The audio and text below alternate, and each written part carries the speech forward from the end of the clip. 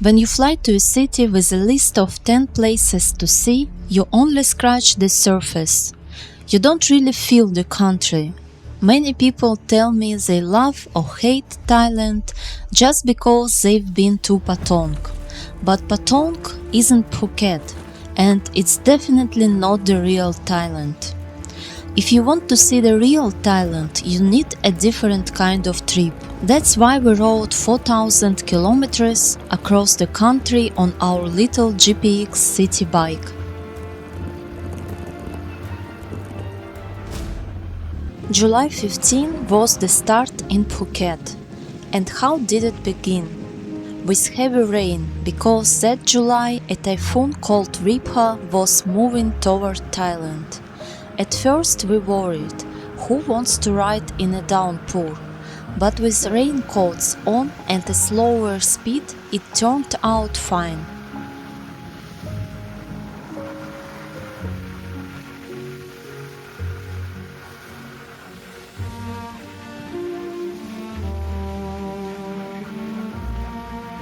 Southern Thailand is pure magic.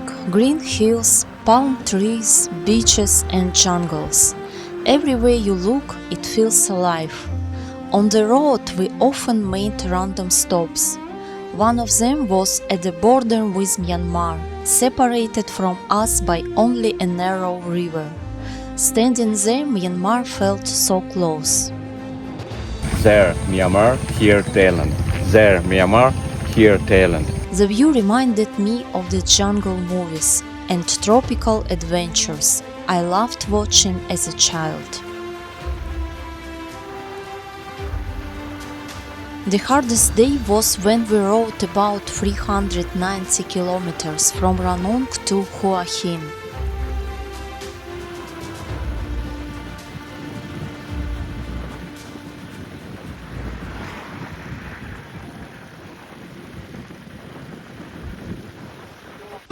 Hua Hin is a seaside resort on the Gulf of Thailand.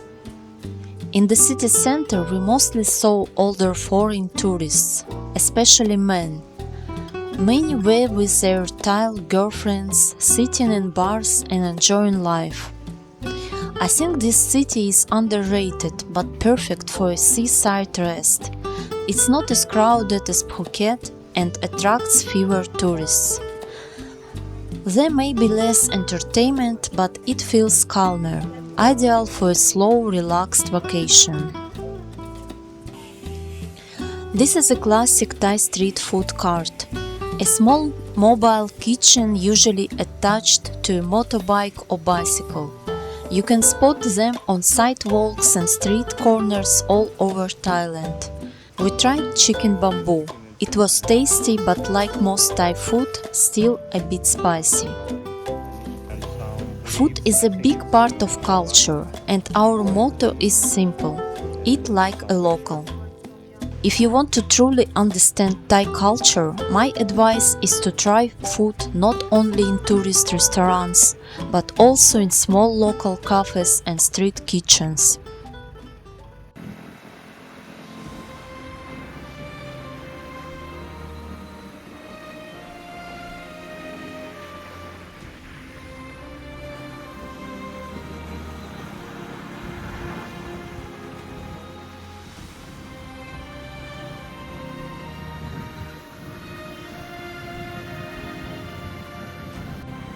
In the south of Thailand, the roadside was lined with coconut farms, endless rows of palms that made the ride feel truly tropical.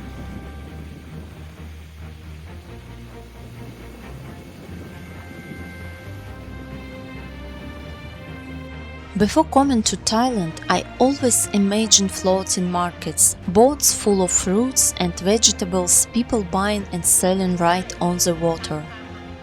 When we visited Dam Nayen Saudak, it looked just like the Google pictures, colorful boats, fruits, vendors in white hats.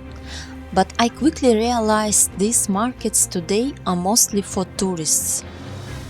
Originally, floating markets appeared because people lived along canals and boats were the easiest way to trade. But with modern roads and regular markets, the tradition has faded. Now floating markets keep their old charm, but they feel more like a cultural show from the past than real Thai daily life.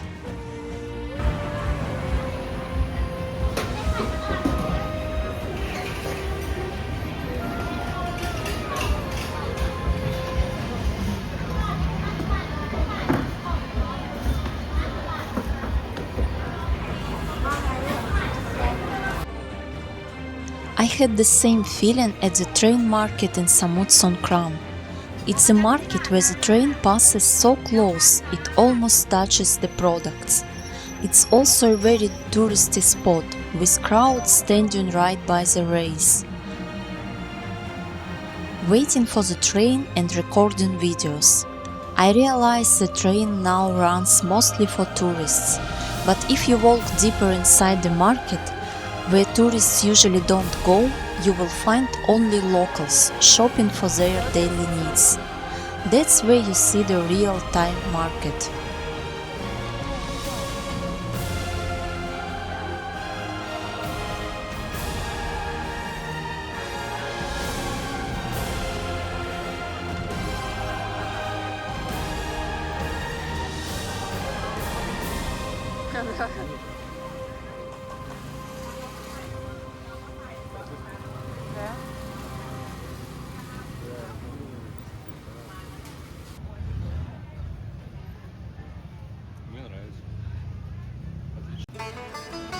Bangkok, the city we were most looking forward to on our trip.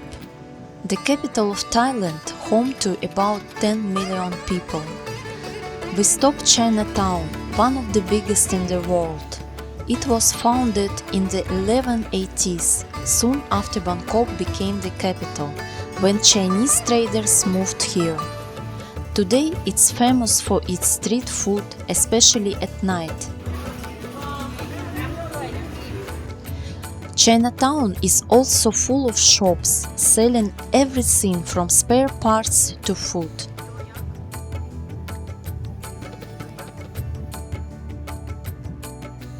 Away from the main roads, you find small, non-touristic streets between the houses.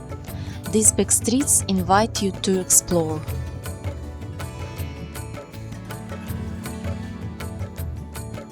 Once you turn into them, it feels like another world. Narrow alleys, old facades, and tangled wires about your head.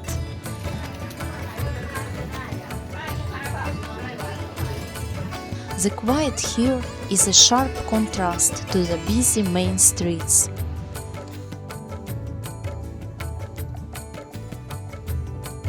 We even met a homeless man who was happy to let me take his photo. He was friendly and wished me good luck. A little later we saw another man riding a motorbike cart with two big pots and bags, probably selling soup.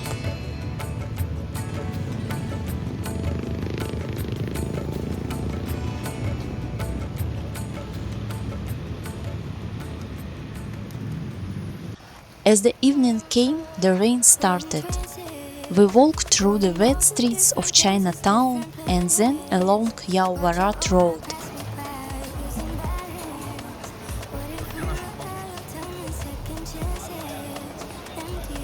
Cafés and moving food stalls lined the street, and the buildings were covered with Chinese banners. Of course, there were many tourists too, most of them Chinese.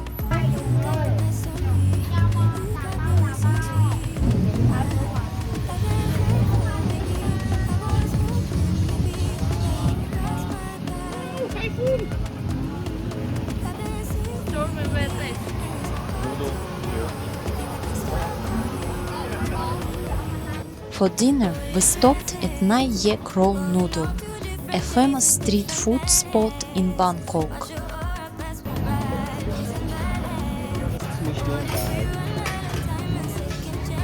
Nai Yek moved from China in 1960 and first sold rolled noodles from a cart. His reputation grew, and in 1989 he opened this shop.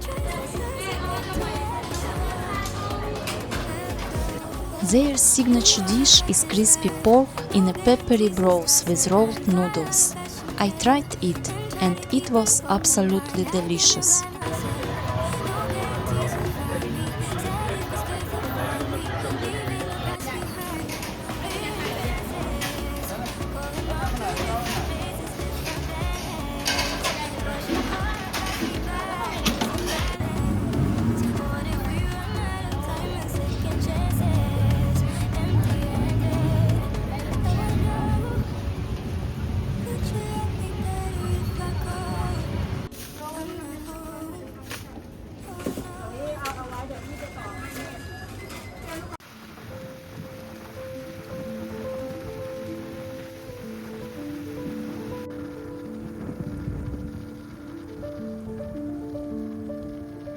One of the hotels where we stayed offered free bicycles, and we used them to ride through the fields. It was so relaxing. Some villages along the road were surrounded by beautiful hills. Most of the roads and villages seemed empty, but sometimes we met a few locals. That's a Thai water buffalo, an iconic animal in Thai rural life. We met a lot of them during our trip. I noticed that on every rice field there is a lot of storks. They feed on the rice fields, especially after when field is plowed.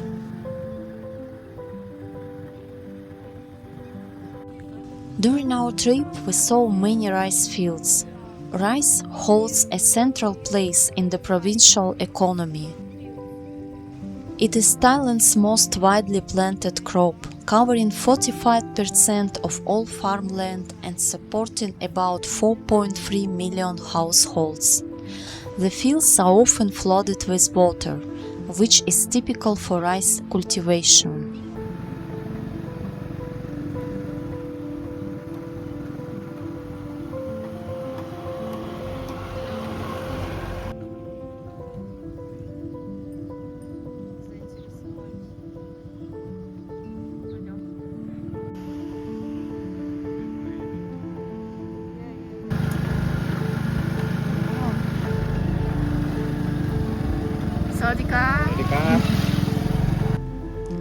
Accidentally, we came across a field with many Thai workers and decided to ask what they were doing. On the stem, but just bean. Bean. Yeah, just bean. Chiang Mai, we're going to Chiang Mai. Oh, can take it a video. Yeah. It turned out to be jasmine. Beans.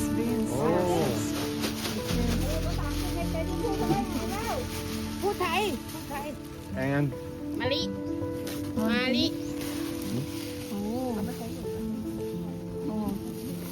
สวยไหม it's food, no? Food? No food. It's no food, yeah? ไม่ใช่ดอกพุธ Okay. The workers were very welcoming. They told us about the plant, showed us the process and even let us try. It felt like a spontaneous free excursion.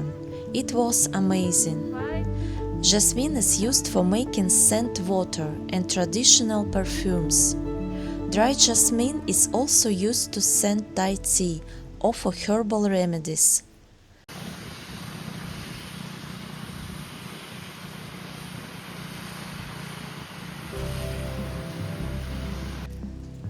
On our trip we stopped at 7-Eleven, not only in cities but also at PTT gas stations. Every PTT station has a 7-Eleven, an Amazon cafe and clean toilets, very convenient for travelers. In Thailand you can also find a different type of toilet in some public places. After using the toilet, you scoop water with a dipper and pour it in to flush the waste away. The water is also used for washing yourself instead of toilet paper, since water cleaning is the norm in Thai culture. That's why in most toilets you don't see toilet paper.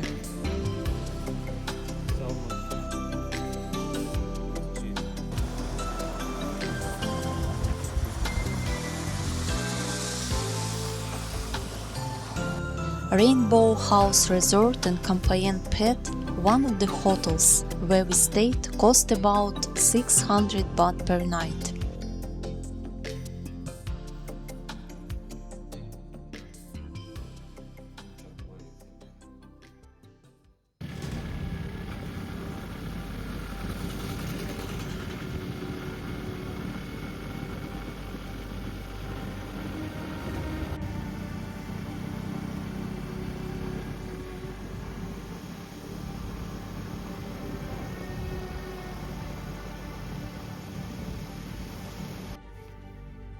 On the road, we accidentally came across a crab.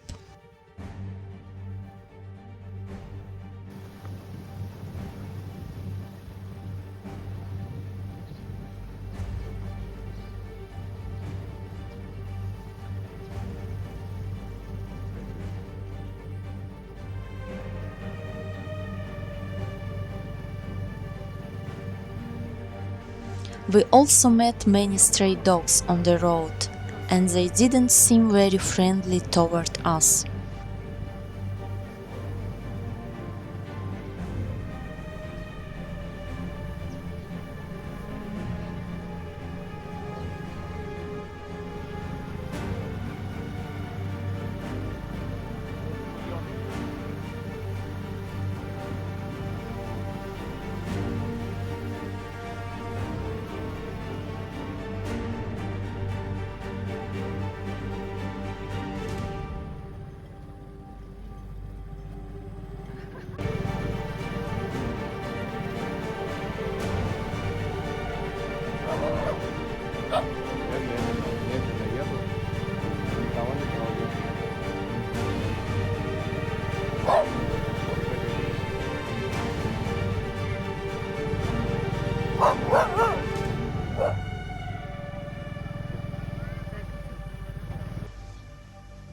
A beautiful lake, quite green and cloudy in the middle of nowhere.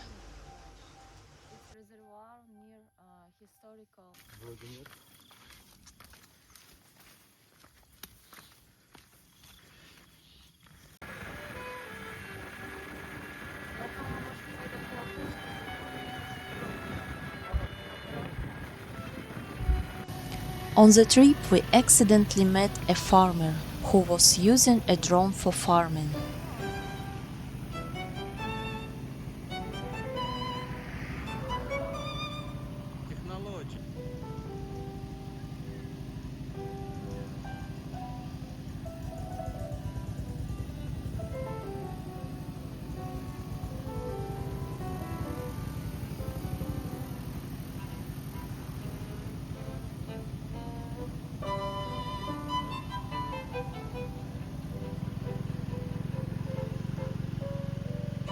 Often we ate in small cafés with beautiful views.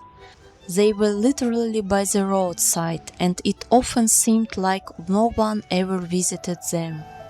I noticed many places like this, and it's strange.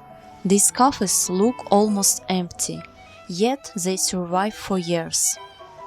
By the way, the food was tasty, and the owners were very friendly.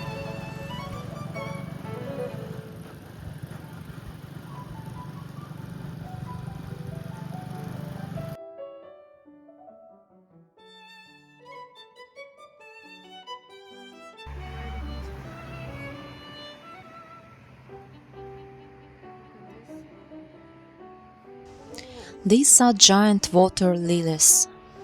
They are known for their massive round leaves that float on still water and, when healthy, can even hold the weight of a small child. Sukhothai was the first capital of the Kingdom of Siam, founded in the 30th century. It's often called the cradle of Thai civilization, because many elements of Thai culture were born here. the Thai script, early forms of Buddhist art, and the political system of independent city-states. The Sukhothai kingdom flourished for about 200 years before being absorbed by Ayutthaya in the 15th century. Today, Sukhothai Historical Park is a UNESCO World Heritage Site, showcasing temples, palaces, and Buddha images that reflect the beginning of Thai identity. Near the historical park, you can rent bicycles to explore more easily. Uncle, hello.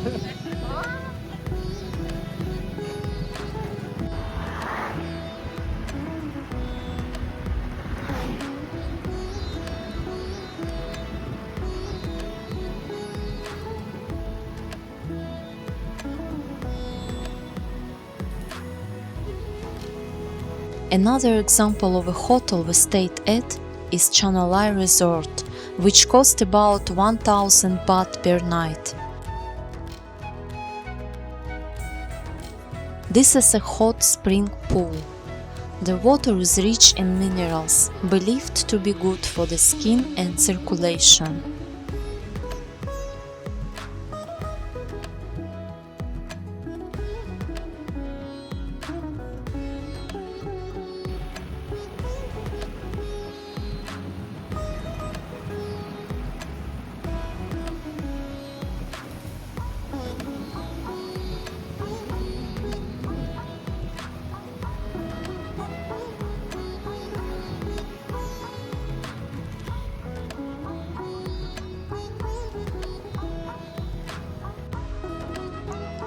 We saw so many temples that at some point it felt overwhelming.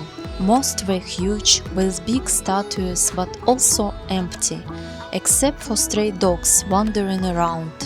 Still, it was clear how deeply religious Thai people are. Many families even have small shrines right in their homes. At the same time, Thais love ghost stories and ghost movies.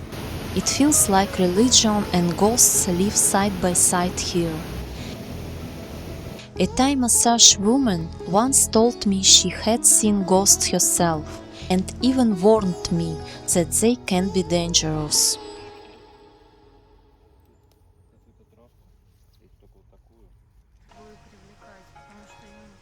Mai Kha Canal in Chiang Mai is an area where locals live along the water.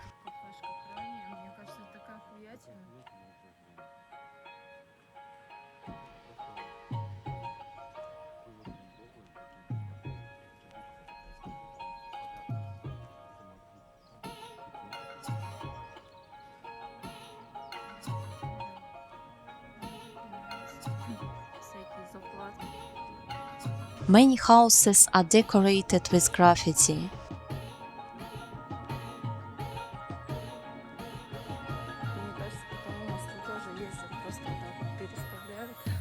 Some of these homes also serve as cafés or small shops, and at night the area becomes lively with a night market.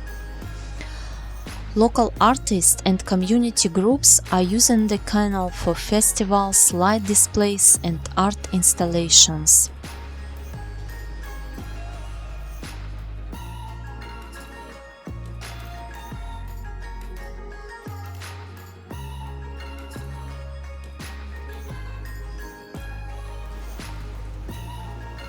We decided to try a famous roti restaurant featured in the Michelin guide, Roti Pada Ye.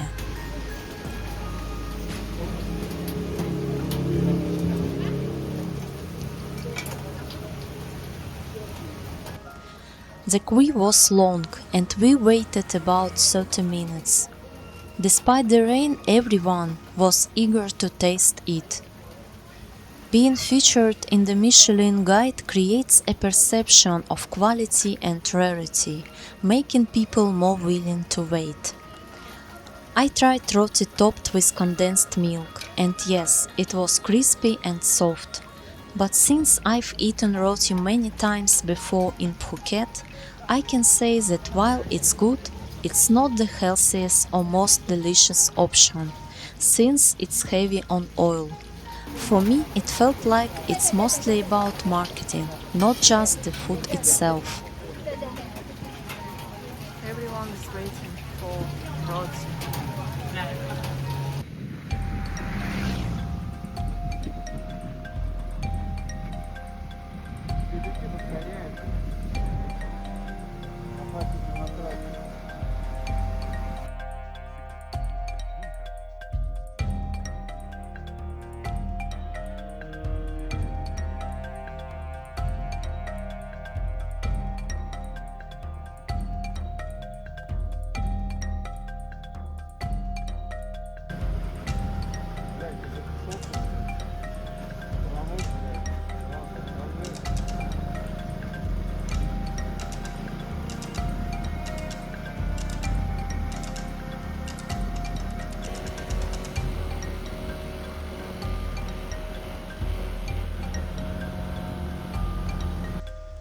This is a pineapple plantation.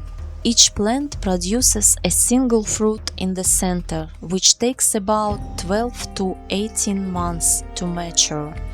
Thailand is one of the world's largest exporters of pineapples, especially canned pineapple and pineapple juice. The workers at the plantation offered us something to eat, but we couldn't understand what it was, since they didn't speak English.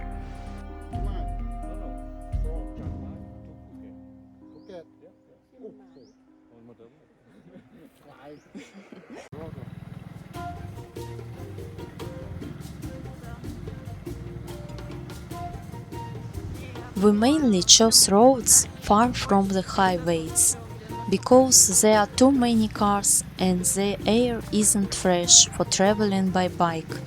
On highways you also don't really see much at all. Twice Google accidentally sent us onto roads without asphalt. But for the most part, roads in Thailand are quite good.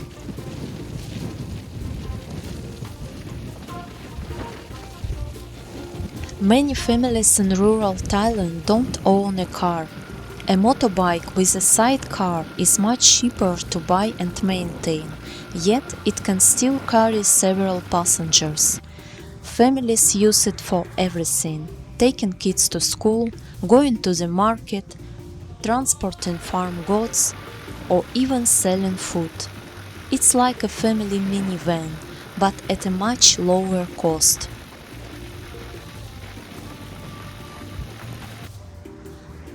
This is a cassava tapioca field. Cassava is a major crop in Thailand, and the country is one of the world's top exporters of cassava starch.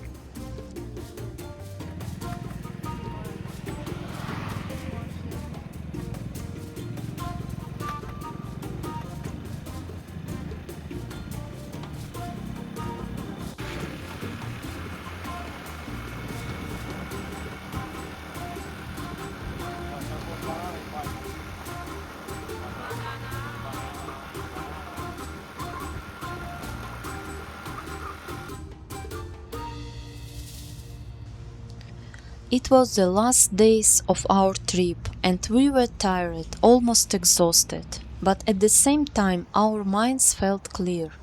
We returned with a strong will to make our projects even better.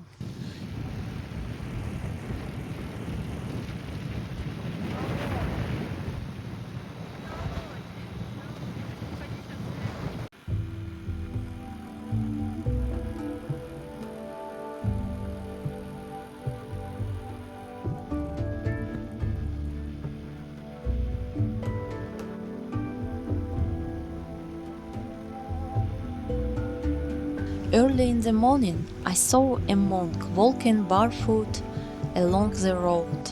Every day at sunrise, monks quietly pass through villages and towns with their alms bowls.